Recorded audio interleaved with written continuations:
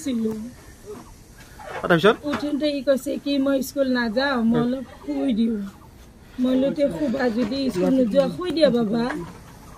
শুই দিয়াৰ লগে মই বাহিৰত ওলাইছো ৱালটো পৰি গৈছে দাদা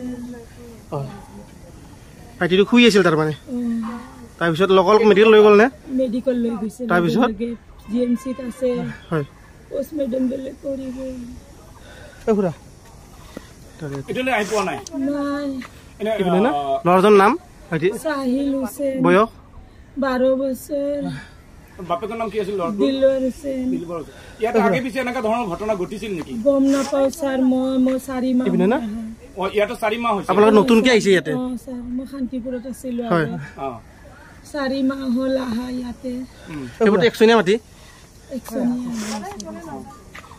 ইয়াত আগে পিছে এনেকা এই ধৰণৰ মাটি খহনীয়া এইবিলাকৰ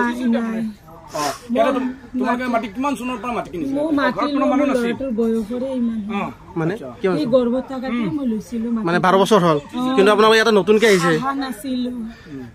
এতিয়া আহিছো ঘৰখনৰ মানুহ নাছিল 4 মাহ হ'ল হোৱা নাই কালি 4 তাৰিখে হ'ব ইয়াতে কোনো গাৰ্ডৱাল নাছিল গাৰ্ডৱাল আছিল গাৰ্ডৱাল খহি পৰিছে গাৰ্ডৱাল কোনো মানুহ নাছিল ইয়াতে বৰষুণ কেনেকা দিছিল খুব বহুত বৰষুণ আছিল বহুত এই বৰষুণৰ সময়তে এই চৰকাৰৰ পৰা যেহেতু এটা নিৰ্দেশনা দিছে যে যিবোৰ জায়গাত ভূমিস্খলন হৈ আছে তেখেতসকলৰ এটা নিৰ্দেশনা যে আপোনালোকে সুৰক্ষিত হৈ থাকিব লাগে তেনেহ'লে আপোনালোকক চৰকাৰ আহিছিলে নেকি কোনোবা ক'ব কাৰণে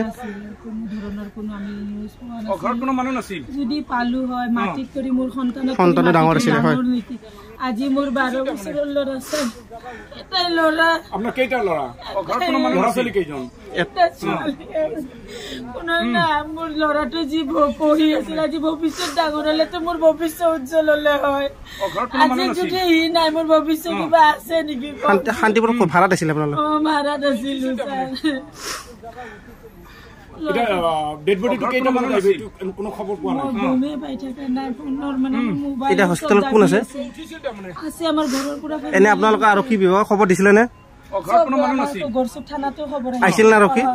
পুলিচ আহিছিল না নাই তাইতে আমাৰ পানবজাৰ